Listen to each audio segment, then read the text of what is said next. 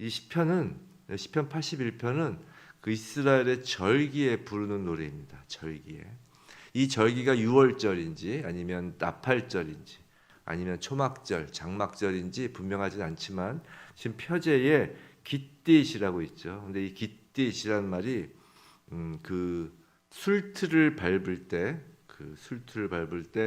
그 부르는 기쁨의 곡조라는 의미가 있습니다. 그래서 술틀을 밟을 때 즉 포도를 이렇게 추수하는 그거죠. 그래서 가을 농작물을 거두는 시기에 부른 노래일 것이다라고 해서 추수에 대한 감사를 의미를 담고 있는 그 의미도 담고 있는 그 초막절, 장막절이 아닌가라는 생각을 많은 학자들이 하고 있습니다. 자, 그런데 오늘 시편이 오늘 이 81편이 어쨌든 절기에 불려지던 찬양이라는 점에서 하나님의 백성인 우리가 과연 어떤 마음과 자세로 예배를 드려야 할 것인지 찬양을 할 것인지 보여주는 말씀이라고 할 것입니다.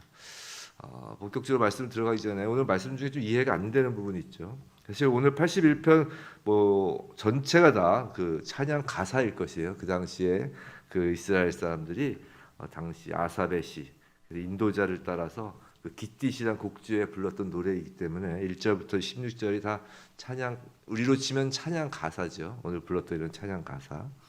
근데 우리가 찬양 가사를 부를 때 이해가 안 되는 게 있으면 좀 깝깝하죠.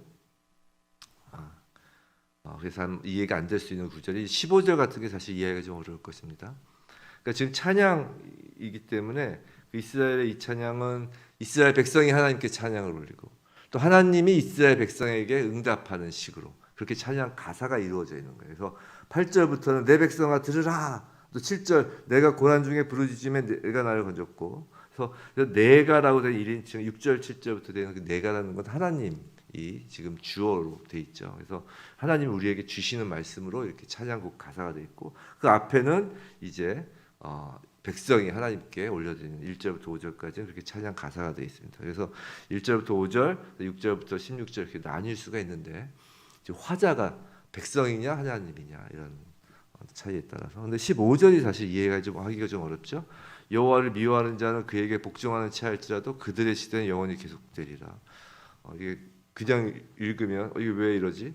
망해야 되는데 그죠? 왜 그들이 시대는 영원히 계속되리라라고 이렇게 했냐면, 그러니까 이건 이런 것입니다. 마치 그 12절에 내버려 두시는 것, 버려두어 완악한 대로 버려두신다 그런 의미예요. 그래서 복종하는 채 할지라도 여호와를 미워하는 자들이 여호와를 복종하는 채 할지라도 그래서 구원해 내시는 것이 아니라 그 복종하는 채 하게 하도록 그냥 내버려 두신다는 거예요. 그들의 시대가 그냥 쭉 갈 거라는 것이에요. 쭉 더 무서운 거죠. 그런 의미입니다. 하여튼 오늘 이 찬양을 통하여 우리의 찬양 예배드리는 한번 자세를 어떻게 해야 될지 한번 살펴보겠습니다. 자, 1절을 보면 시인은 우리의 능력이 되시는 하나님을 향하여 기쁘게 노래하며 야곱의 하나님을 향하여 즐거이 소리칠지어다라고 말하고 있어요. 이 말은 하나님의 사랑과 은혜에 대한 벅찬 감격으로 노래하라는 거예요. 벅찬 감격으로 기쁘게 노래하고 즐거이 소리칠지어다.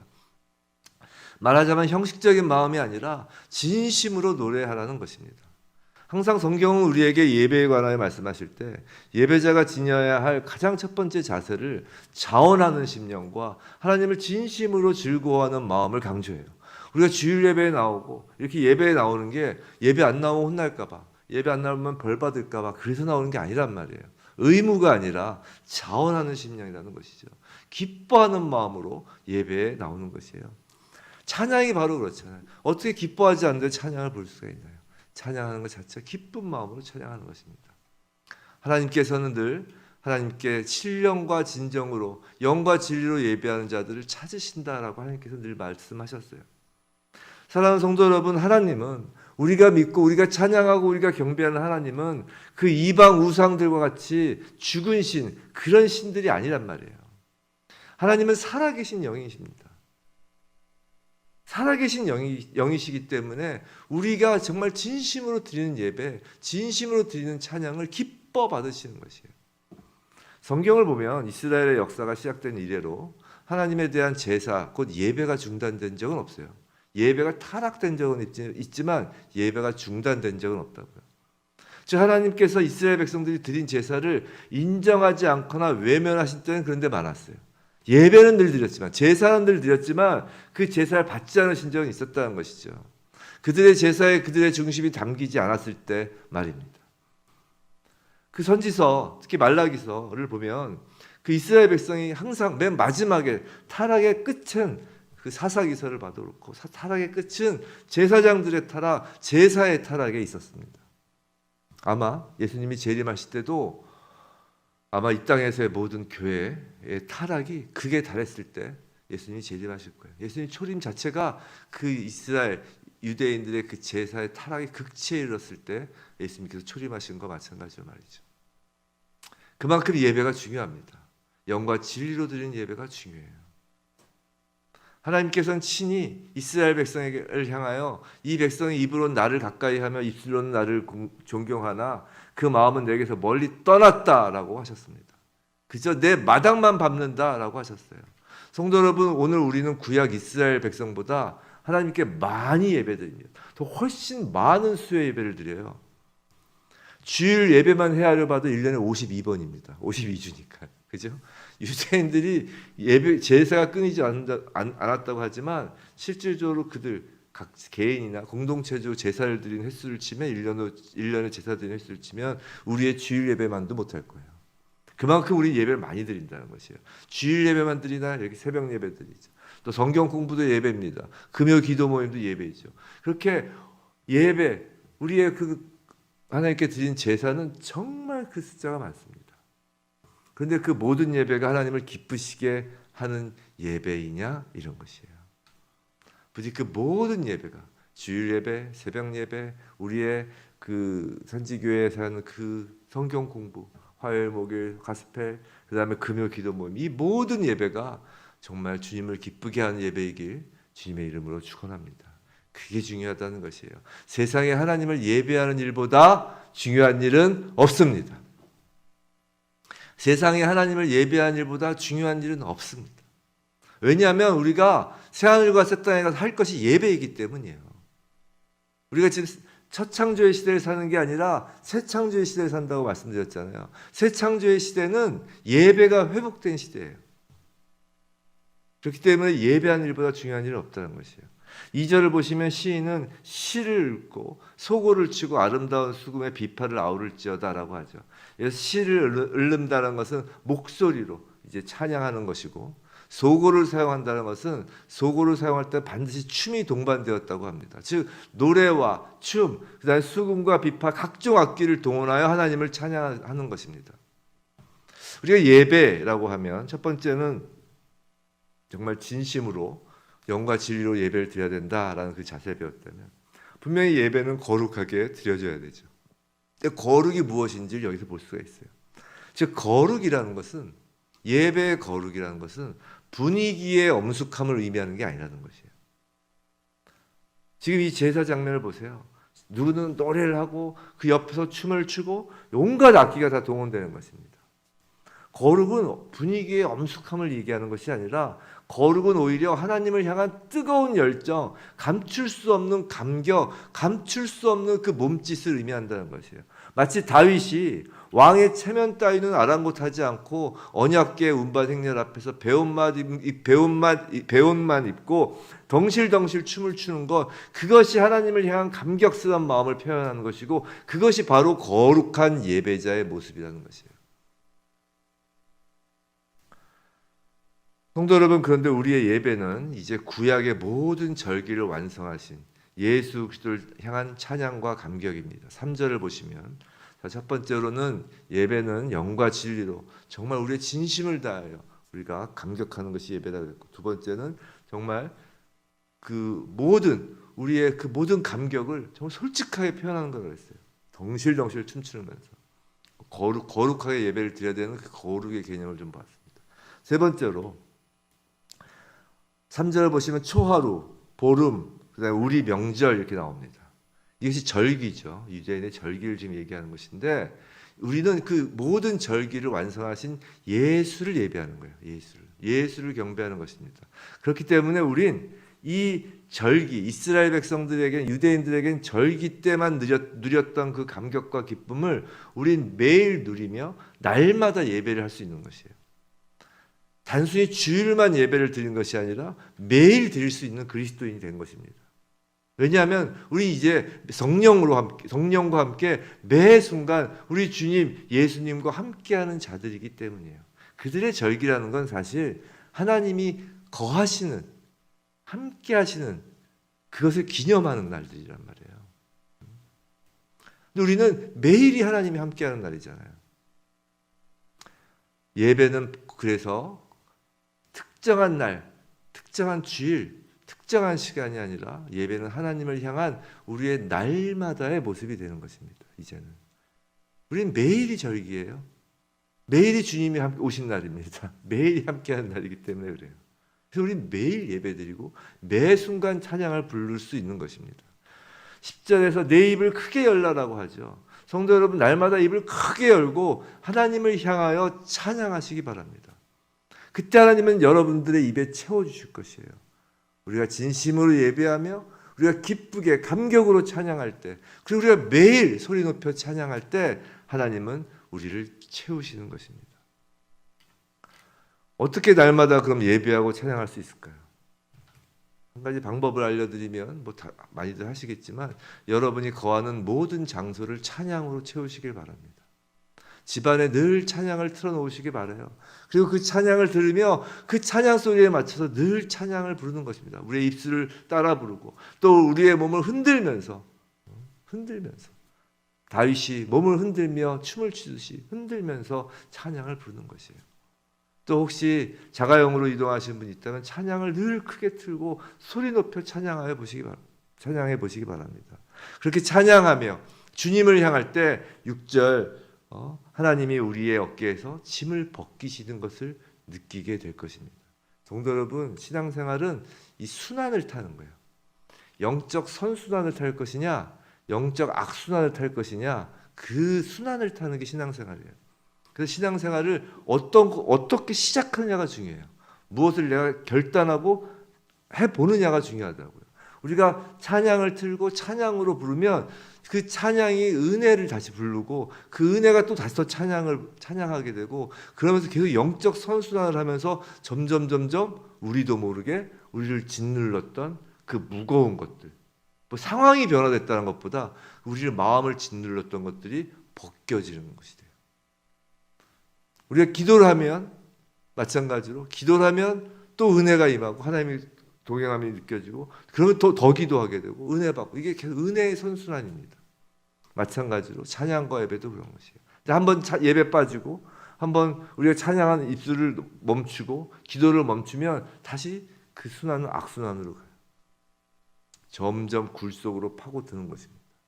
성도 여러분, 그래서 신앙은 이론이 아니에요. 신앙은 이론이 아닙니다. 저희 산지교회가 말씀을 중요시 여기고 말씀을 깨달음을 중요시 여긴다고 해서 이론을 알려드리는 게 아니에요. 그것을 깨달아 그것이 우리의 삶으로 그 체험되는 것이 목적이죠. 신앙은 삶입니다. 삶. 그렇기 때문에 신앙의 모든 행위는 삶으로 연결돼요. 이 모든 행위가 삶으로 연결된다는 게, 신앙도 행위를 하잖아요. 우리가 기도를 하지요, 이렇게 예배 자리에 나오지요, 말씀을 읽죠, 찬양이라는 행위를 한다고요. 가만히 있는 건 우린 돌을 닦는 게 아니에요. 가만히 그 폭포 밑에서 가만히 면벽수를 하는 게 아니라고요. 우리는 행위를 하게 돼 있다. 기도도 행위죠. 그 모든 신앙 행위, 신앙의 생활은 삶으로, 직접적인 삶으로 연결되는 거라고요. 왜냐하면 이 선순환이기 때문에. 우리가 찬양하고 우리가 예배하며 우리가 기도하는 그 모든 순간들이 우리의 삶을 만들어가는 것임을 잊으시기 말기 바랍니다. 그걸 명심하시기 바라요. 그렇기 때문에 신앙은 단순히 과거의 경험도 될 수 없어요. 과거 내가 옛날에 이렇게 신앙생활 했어, 내가 옛날에 이렇게 했지, 내가 옛날에 산기도를 갔어, 내가 옛날에는 철야기도를 했어, 이런 과거의 경험이 신앙이 아니라고요. 삶이 늘 현재잖아요. 우리 오늘을 살고 있잖아요. 어제를 살고 있는 게 아니잖아요. 그래서 삶이 늘 현재인 것처럼 신앙은 늘 현재형이어야 한다는 것이에요. 성도 여러분, 하나님께서 세상을 창조하셨을 때 목적은 모든 피조물이 하나님의 영광을 드러내는 것이었습니다. 사람은 하나님을 경배하는 것, 예배하는 것이 사람 창조의 목적이에요. 예수 그리스도는 그 목적을 사람들이 다시 찾을 수 있도록 하신 거예요. 사람으로 하여금 그 목적을 다시 찾을 수 있도록 예수께서 우리를 구원하신 거라고요. 즉 성도의 삶은 예배가 목적인 것입니다. 삶의 시간 일부를 예배에 배당하는 것이 아니라 예배 전체가 삶 전체를 끌고 가는 것이에요. 예배가 삶 전체를 끌고 가는 것이라고요. 왜냐하면 선순회라고 했잖아요. 그렇게 신앙생활이 삶을 지배하는 거라고요. 세상은 거꾸로 얘기합니다. 우리 반대로 생각해요. 우리의 환경이 우리의 예배와 우리의 신앙생활을 지배하는 것 같죠? 아니에요. 반대예요. 우리가 찬양할 때 우리가 환경이 아무리 어렵고 눈에 보이는 희망이 아무것도 없어 보이고 정말 겉의 상황은 전혀 우리와 우호적이지 않더라도 우리가 찬양할 때 우리의 삶은 바뀌는 거예요. 그 찬양으로. 예배가 우리의 삶을 바꾸는 것입니다. 오늘 우리가 찬양하고 예배할 때 6절, 7절 하나님이 오늘 우리를 세상의 악에서 건지시는 거예요. 우리의 찬양에 응답하시는 것입니다. 우리의 입을 크게 열 때 하나님이 채우시는 거예요. 하나님을 향하여 우리의 진심을 담아 예배하고 찬양하는 것은 그래서 그것이 능력이 있는 거예요. 애굽 땅에서 인도하신 하나님의 능력이 찬양 가운데 우리 인생에 펼쳐진다. 10절에서 애굽 땅에서 인도하는 여호와 내 하나님이다라고 말씀하시죠. 늘 하나님은 당신을 이스라엘 백성에게 애굽 땅에서 인도하신 하나님, 구원의 하나님임을 기억하게 하시죠. 그 능력이 오늘 우리가 찬양할 때 오늘 우리의 인생 가운데 펼쳐지는 거예요. 성도는 이제 오직 예수 그리스도로 말미암아 감격하고 기뻐하며 찬양하는 존재입니다. 그리스도인은 애굽 땅에서 인도하신 예수 그리스도를 찬양하는 것이죠. 우리를 구원하신 예수님. 그 예수님으로 말미암아 찬양하고 예배하는 거예요. 자, 왜 찬양과 예배가 능력이 있는 것인지를 이제 말씀드릴게요. 내가 좋은 학교에 입학해서 내가 좋은 직장을 얻어서 내가 돈을 벌고 내가 건강을 찾아서 그것으로 인하여 찬양하는 것이 아니라는 것이에요. 그리스도인은. 그건 세상 사람들도 다 그렇게 해요. 세상 사람들도 좋은 학교에 입학하면 와 신난다고 노래를 부르고 이게 찬양이잖아요. 와 노래를 부른다고요. 자기 자신을 신격화해서 자기 자신을 찬양하든 아니면 뭐 이방신을 믿는 사람도 하물며 절에 다니는 사람도 자녀가 좋은 학교 가면 거기 가서 막 더 내고 막 하면서 막 더 하죠. 좋은 직장 얻어도 그렇고 돈을 벌어도 그렇고 그렇게 해서 찬양을 하는 건 그리스도인의 찬양이 아니라는 것이에요. 오직 예수 때문에 찬양한다는 것이에요. 우리는 그런 것과 전혀 상관없이 오직 예수 때문에 예배하는 것이라는 것이에요. 오직 예수 때문에 감격하는 거라는 것이에요. 날마다. 그럴 때 그 우리의 찬양, 우리의 예배, 우리의 그 진리 안에 우리의 그 감격, 예수 때문에 감격하는 그 감격 안에 그 능력이 있는 것이에요. 왜냐하면 그 안에 예수가 있잖아요. 우리의 예배 안에 예수님이 계신 거라고요. 우리의 찬양 안에 예수님이 계신 거라고요. 우리가 좋은 학교에 입학해서 찬양을 하면 우리의 찬양 안에 뭐가 담겨 있어요? 좋은 학교가 담겨 있는 거라고요. 우리가 좋은 직장을 얻어서 찬양하면 무엇이 담겨 있어요? 좋은 직장이 담겨 있는 거라고요. 근데 그런 거 물론 기도하고 우리가 신앙생활 열심히 해서 좋은 어떤 결과를 얻으면 감사를 하죠. 감사하고 찬양을 하는데 그것이 우리의 찬양의 궁극적인 이유가 되진 않는다는 것이에요. 우리가 오직 예수만으로 찬양하고 예수만으로 예배할 때 그 안에 예수가 있기 때문에 그 찬양과 예배에 능력이 있는 것입니다. 오직 예수만이 우리의 삶을 바꾸는 것이에요. 오직 예수만이 능력인 것입니다.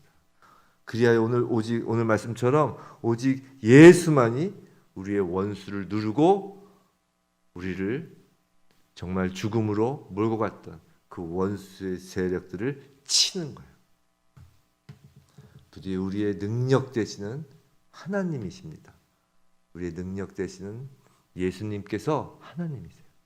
하나님이신 그 예수를 향하여 기쁘게 노래하며 즐거이 소리치는 우리 모두이길, 그것이 우리의 능력이 되길, 우리가 이 아침에 기도하고 우리가 이 아침에 찬양하고 우리가 이 아침에 하나님과 동행함으로 이 하루가 능력 있는 하루가 되길 주님의 이름으로 축원합니다.